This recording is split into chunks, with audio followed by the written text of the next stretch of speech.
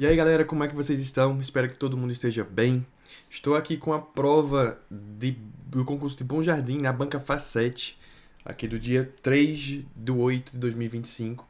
A banca de nível superior que aconteceu pela manhã deste domingo. Então, eu vou fazer aqui a resolução. É uma resolução bem rápida, tá? Só para a gente realmente entender a questão e respondê-la. Já adianto que as questões que focaram ali em literatura a gente não vai aprofundar, tá? Porque essa parte eu não entro muito, eu vou mais pela parte da gramática mesmo. Então, vamos lá ver essas 15 questões, tá?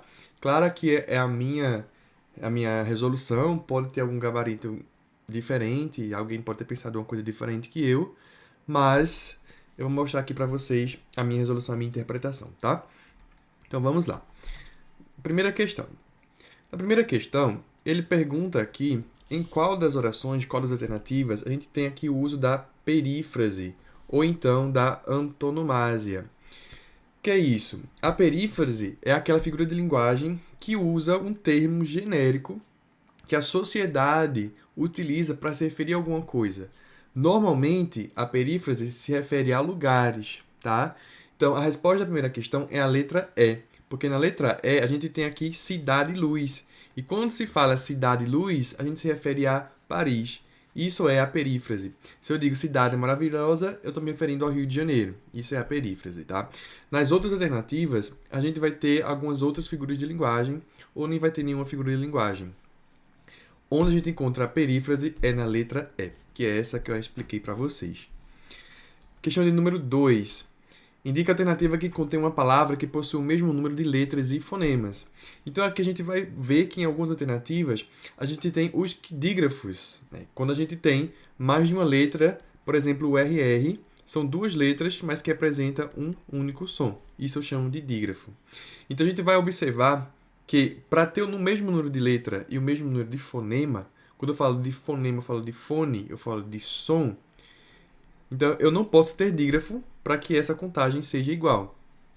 Então, na letra A, que vai ser a minha resposta, eu tenho P-E-L-E, que tem os próprios sons, né? Com o P, o som de P, o som P, e o som da letra E, o som E. Juntos formam pé.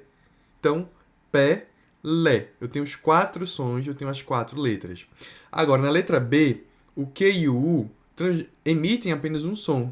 O som do Q, né? Máquina. Eu não falo máquina, eu falo máquina. Mesma coisa, hélice. O H é mudo, então o HE produz um som só. Carro, dois R's, então tem um dígrafo também. Duas letras produzindo um som só. E sangue, o G e o U aqui também tem um único som. Eu não falo sangue, eu falo sangue. Então G e U fazem o som G, que é um único som. Então a letra A é onde eu tenho a mesma quantidade de letras e fonemas, porque eu não tenho um dígrafo. Terceira questão. Com base no que foi visto acima, oxímoro é uma figura de linguagem. A partir disso, assinala a alternativa que apresenta um exemplo. O oxímoro é uma espécie de paradoxo, que é quando você tem ideias opostas coexistindo. O oxímoro é justamente isso. Você fala ali algo que tem duas palavras que são opostas utilizadas de maneira lógica, como se aquilo fosse possível. Então a minha resposta vai estar na letra C. Eu nem preciso ler a tirinha. A minha resposta vai estar na letra C porque eu digo, ontem fiz um silêncio ensurdecedor. Como é que silêncio é ensurdecedor? Isso é algo aqui que não faz muito sentido. São palavras que trazem ideias opostas colocadas como possíveis, tá? Isso é o oxímoro, que é ali semelhante ao paradoxo. Na letra A, eu tenho o rugido do rei das selvas. Rei das selvas, aqui eu usei para substituir uma outra palavra. Então, esse aqui é um exemplo de metonímia. Ou poderia até ser uma perífrase, tá? Acho que perífrase é mais adequado. Perífrase. Depois eu tenho, ela costumava ler Shakespeare. Eu não leio Shakespeare, eu leio as obras dele. Então, aqui eu utilizei o autor ao invés da obra. Isso eu chamo de metonímia. Na D, a vida é uma nuvem que voa. Isso aqui é um exemplo de metáfora, porque eu estou comparando a vida a uma nuvem sem utilizar uma palavra de comparação. Já na letra E, eu uso a palavra de comparação. Seus olhos são como como jabuticabas. Se eu utilizo a palavra de comparação, a figura de linguagem que eu tenho é a própria comparação. Então, a letra C seria aquela que a gente iria eliminar se não lembrasse do que é oxímoro, porque todas as outras são outras figuras de linguagem. Quarta, a ação alternativa que contém os principais autores do modernismo. Gente, aqui é uma questão de literatura. É preciso conhecer os autores para conhecer a que época literária eles pertencem. A resposta dessa questão é a letra E. Eu tenho Mário de Andrade, Oswaldo de Andrade e a Virginia Woolf como autores do modernismo, tá? Então a gente não vai entrar muito a fundo aqui, porque é de literatura. 5. Indica a opção que contém uma oração coordenada sindética. O que é uma oração coordenada sindética? Eu preciso ter um período composto e eu preciso ter ali uma conjunção coordenativa. Para ser coordenada sindética, eu preciso que haja a conjunção, tá? Sindética é porque tem uma conjunção coordenativa. Onde? No período composto, tá? Então, na letra A, já vou ter minha resposta, eu tenho seu mau comportamento, no entanto, deixou todos desanimados. Ó, no entanto, é uma conjunção coordenativa, tá? Traz uma ideia de adversidade. Se traz uma ideia de adversidade, eu tenho uma oração aqui coordenada sindética. Na letra B, eu irei ao supermercado amanhã cedo. Eu nem tenho uma conjunção aqui, tá? Então, não consigo nem classificar como coordenada sindética, porque não há a conjunção. C, é provável que ele venha jantar? É provável isso. Tá? Quando eu consigo substituir a oração que o que está iniciando pela palavra isso, eu estou diante de uma oração subordinada substantiva, tá? Se é subordinada, não é coordenada. Então, letra C já elimino. Então, isso aqui seria uma oração subordinada substantiva subjetiva, porque essa oração está funcionando como sujeito da frase. Isso é provável. D. Recordo-me que tu me amavas. Recordo-me disso, tá? Recordo-me disso. Então, o que recorda de algo.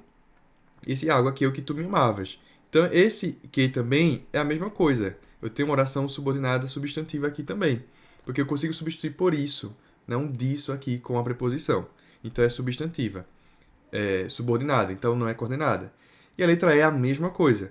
Tenho fé de que os jovens irão ler mais. Tenho fé disso. Então, aqui completando o sentido de fé. Aqui eu tenho oração subordinada substantiva, completiva nominal. Então é na letra A que eu tenho uma conjunção que é coordenativa, que é a conjunção no entanto. Se traz ideia de adversidade, é coordenativa sindética adversativa. 6. A 6 é também um exemplo de questão sobre trovadorismo, né? E a resposta vai ser a letra E, porque ali na letra A, por exemplo, diz que há uma desunião entre música e poesia. Pelo contrário, o trovadorismo é a união entre música e poesia. Os autores são céticos. Não, nessa época, os autores eles tinham muito ali o teocentrismo, falavam muito sobre Deus, então tinha muita religião. Então, ser cético é não acreditar nas coisas. C.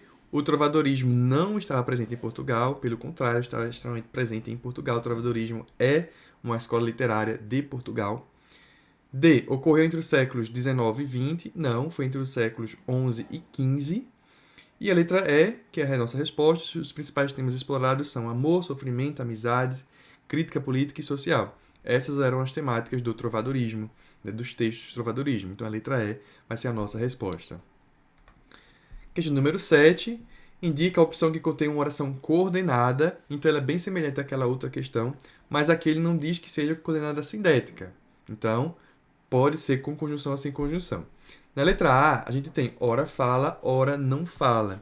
Então, as conjunções ora, ora, traz para a gente o valor de alternância. Se traz o valor de alternância, isso aqui é uma oração coordenada, sindética, alternativa. Alternativa. Então, se a oração coordenada sindética alternativa, é oração coordenada de qualquer forma. Letra A é a minha resposta. Na B, espero que você consiga chegar a tempo. Espero isso. Então, se eu espero isso, eu tenho uma oração subordinada. C, à medida que crescem, à medida que. Isso aqui é uma ideia de proporção. Se é uma ideia de proporção, eu tenho uma oração subordinada adverbial proporcional. Tá? Então, é subordinativa. D, o luto é uma realidade na vida de tantas pessoas. Aqui é uma oração simples, né? É um período simples, sem nenhuma conjunção, então eu não consigo classificar como oração coordenada. E a letra E, os concorrentes que dormem, os concorrentes os quais dormem. Então aqui eu estou diante de uma oração subordinada adjetiva, não está isolada por vírgula, adjetiva restritiva. Então, letra A é onde eu tenho uma oração coordenada. Oitavo é também um texto que vai falar sobre período literário. E aqui ele traz o texto para a gente e é preciso saber quem é o autor. Né? O autor desse trecho é Oswaldo de Andrade. Oswaldo de Andrade é um escritor do modernismo, então a letra C é a resposta. 9. Indica a opção em que não há polissemia. A gente precisa lembrar o que é polissemia, que é quando uma palavra possui mais que um significado. Então, a gente vai olhar as palavras que tem aqui nas nossas alternativas. Letra A. Ela trabalha no banco. Quando eu digo que ela trabalha no banco, esse banco pode ser o banco, né, o banco de dinheiro, o Banco do Brasil, o Banco do Bradesco, ou pode ser o banco de sentar. Então, ela pode estar trabalhando lá no banco de dinheiro ou em cima do banco. Então, eu tenho duas possibilidades aqui. Então, é meio que uma ambiguidade, a polissemia, tá? B. A letra do Chico Buarque é incrível. Quando eu digo a letra, eu quero falar a letra escrita ou quero falar a letra música. Então, não está claro aqui. Polissemia. C. Qual é a pena do réu? Então, aqui quando eu falar pena, estou falando da punição ou estou falando que o réu possui uma pena, né, de um pavão, de uma galinha. Então, também aqui eu não consigo distinguir com clareza. Né? A gente imagina até que seja a pena, mas pode ser um ou outro. Na D. Falta só costurar os enfeites da fantasia. Aqui eu não vejo uma ambiguidade, né? Mais de um sentido para essa oração. Então, essa é a resposta da nona questão. Porque na letra E, a gente tem ela me pediu para cortar a manga. Aí seria a manga fruta ou a manga de camisa? Então, há uma polissemia aí. Então, na 9, letra D é a minha resposta. 10 é mais uma questão de literatura. Tem esse texto aí, e é um texto do Gregório de Matos, né, o Boca do Inferno, né, que é como ele é conhecido, e é um autor do Barroco. Então, B é a nossa resposta. Tá? Mais uma vez, não vamos entrar no mérito aqui da literatura, porque eu não trabalho muito com essa parte. Né? Os concursos normalmente não têm. Foi uma questão assim, os concursos na parte geral, né? A parte geral dos concursos não cobra literatura, mas esse em específico cobrou. Mas mesmo assim, a gente não entra nesse lado, tá? Questão número 11. Assinalar a alternativa em que está presente a palavra que contém um dígrafo. Como a gente viu na outra questão, dígrafo é quando a gente tem mais de uma letra tendo apenas um som. A gente vai observar isso na letra E, que eu tenho ali leque, o Q e o U funcionando como um único som. Nas outras, todos os sons são pronunciados corretamente, né? A gente não tem mais de uma letra funcionando como um som só. Morena, caju, sertão, túnel. Então, todas têm som. Agora, na letra E, o Q e o U têm apenas um som. Então, são 5 letras e 4 fonemas. Questão de número 12. Veja a imagem a seguir e indique a função da linguagem predominante. Então, a gente tem aqui uma propaganda. Né? Lei seca, 12 anos. Beber ou dirigir, decida antes de sair. Quando eu falo de propaganda, a propaganda tem ali um objetivo, que é o objetivo da persuasão. Ela quer convencer a gente de alguma coisa. E a linguagem, né, a função da linguagem neste tipo de texto, nas propagandas, é a conativa, que é justamente isso. Quando tem essa ideia de buscar aí o convencimento, né? Então, a conativa, ela convence. E o que são essas outras? A poética. A poética, ela se preza ali pela beleza do texto. Então, um texto ali muito belo, muito metrificado, com muita rima. Então, o poético, ele é uma poesia, normalmente, que tem ali, é um texto muito belo de se ler. Porque ele se preocupa muito com a estética textual. A estética, quando fala de estética, fala de rima, fala da metrificação, né, de rimar, de ter os versos muito bem feitos, com as quantidades de sílabas, né, por volta desse lado aí. Na letra C, a metalinguística.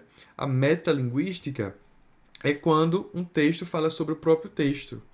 Então, é a linguagem falando da própria linguagem. Então, a língua, né, o código, quando eu falo de código, eu falo da própria língua, o código falando do código. Então, se eu tenho um texto ali, por exemplo, de Cecília Meirelles ou Clarice Lispector, que fala os meus versos são para encantar. Então, é um texto que fala sobre o próprio texto, fala sobre os seus próprios versos, metalinguagem. Expressiva não é nem uma função assim, mas a expressiva é quando você está buscando se expressar, né? Tem a ver com a função da linguagem emotiva. Então, emotiva, vou colocar assim, ó, emotiva. Então, foca muito no eu. Foca no eu. Então, o eu lírico escreve sobre si como ele se sente. Ele fala dos seus sentimentos, de como ele enxerga as coisas. Então, seria isso. Aqui não, a gente vê um convencimento, porque é uma propaganda. Referencial é quando o texto tem a função apenas de informar. Então, ele está ali apenas para relatar alguma coisa. Como tem uma propaganda, tem um convencimento, é a função conativa. 13. Indica a alternativa que contém um erro de acordo com o novo acordo ortográfico da língua portuguesa. A resposta da 13 é a letra B. Por quê? Porque eu tenho aqui a palavra pera, está com acento. Pera não tem acento, tá? Esse acento aqui está incorreto. Pera é assim. Por quê? Porque eu estou diante de uma palavra que é paroxítona. O que é uma palavra paroxítona? É que a penúltima sílaba é a sílaba forte. Pera. Se você chamar pera, como é que você chama? Pera. Então, o P, ele é mais forte. É a sílaba tônica. Então, paroxítona, terminada. Paroxítona, terminada em A, não acentua. Certo? Antes do novo acordo ortográfico, recebia. Mas o novo acordo ortográfico entra agora na regra das paroxítonas. Uma paroxítona terminada em A não recebe acento, tá? Se fosse uma oxítona, se fosse perá, aí teria. Mas paroxítona não tem. As outras estão perfeitas. Assembleia, o acento está correto. Extra-regulamentação, suprassumo, arranguera, tudo perfeito. Na letra B é que não deveria ter esse acento aí na palavra pera. Questão de número 14. Leia o texto a seguir e depois assinale a alternativa correta. Função da arte 1. Diego não conhecia o mar. O pai, Santiago Kavadlov, levou-o para que descobrisse o mar. Viajaram para o sul.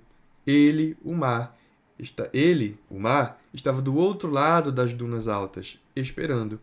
Quando o menino e o pai enfim alcançaram aquelas alturas de areia, depois de muito caminhar, o mar estava na frente de seus olhos. E foi tanta a imensidão do mar e tanto seu fulgor que o menino ficou mudo de beleza. E quando finalmente conseguiu falar, tremendo, gaguejando, pediu ao pai: me ajuda a olhar. Então ele quer a ajuda do pai para olhar para o mar, né? Então, com base no texto acima, intitulado Função da Arte 1, de Eduardo Galeano, analise as proposições abaixo e, ao final, assinale a alternativa correta. Então, primeiro eu tenho a expressão me ajuda a olhar revela mais do que um pedido literal. Ela carrega uma carga emocional profunda, sendo um exemplo da função emotiva da linguagem. Aqui ele fala do trecho específico, tá? Ele não fala que o texto inteiro tem a função emotiva. Ele fala deste pedaço. Me ajuda a olhar. Tem uma carga emocional profunda? Sim. Por quê? Como ele diz ali, não é o sentido literal. Ele não quer apenas olhar, porque ele enxerga. Não é uma pessoa cega. Então, ele quer enxergar a poesia da situação. Então, existe uma função emotiva da linguagem quando ele fala, me ajuda a olhar. O personagem fala sobre ele mesmo, vê que se volta para dentro. Isso é a função emotiva. É falar sobre o que você sente, sobre o que você acha das coisas, se expressar a partir do eu mesmo. Então, esse trecho me ajuda a olhar, tem a função emotiva. Então, o 1 está verdadeiro. 2. O texto enfatiza a experiência estética e sensível diante da imensidão do mar, revelando a linguagem como veículo da beleza e sugestão, traços típicos da função poética. Então, aqui ele diz que o texto inteiro, né, como um todo, a função predominante da linguagem é a função poética, que é aquela que se preocupa com a beleza, que se preocupa com a estética. E a gente consegue perceber isso. O texto tem rimas, o texto é bonito, fala sobre a beleza de um mar. Então a gente vê que há essa poesia na escrita. Então o 2 está certo também. Tá? No 1 ele focava naquele trecho, e no 2 ele foca no texto inteiro. 3. O texto tem como objetivo principal transmitir uma informação objetiva, pelo contrário, o texto é subjetivo. Sobre a viagem de um pai e seu filho ao litoral, caracterizando como função referencial, não, a função referencial ela é objetiva, ela quer informar, mas o texto não é isso daí. 4.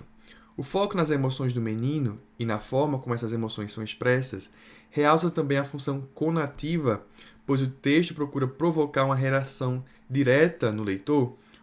A função conativa ela tem a função de persuasão, de convencimento. Eu não vejo que esse texto há uma função de conativo, né? Não quer que a gente pense igual a ele, não quer trazer para a gente uma reflexão para mudar a nossa opinião, tá? Então, não considero que a quarta esteja verdadeira, não. Então, 3 e a 4 são falsos. A gente fica com a letra A. Essa é uma questão que aqui pode ser que haja diferentes interpretações. Eu faço essa leitura, beleza? 14, que é a última questão. Tem aqui o quadrinho e a pergunta vai falar diretamente sobre duas palavras, né? As palavras reforma e ventilação. Então não precisa compreender o texto como um todo. A gente vai direto aqui para a pergunta. As palavras reforma e ventilação são formadas por quais processos sintáticos? Então aqui eu estou falando, né, até olhando pelas alternativas, do processo de formação das palavras. Seja derivação, seja composição e seus tipos, né? Derivação prefixal, sufixal, prefixal e sufixal ao mesmo tempo, parasintética, regressiva, ou então composição por aglutinação, por justaposição, ou os outros tipos que existem, enfim. Então, vamos observar as palavras. Eu tenho reforma. Se eu observar qual é a palavra original, o pedaço original dessa palavra, eu posso pensar que seria forma. Forma é a parte original da palavra. E eu adiciono um prefixo, o prefixo re. E em ventilação, eu vejo que vente, que vem de vento, é a parte original. E eu adicionei ilação ao final, um sufixo.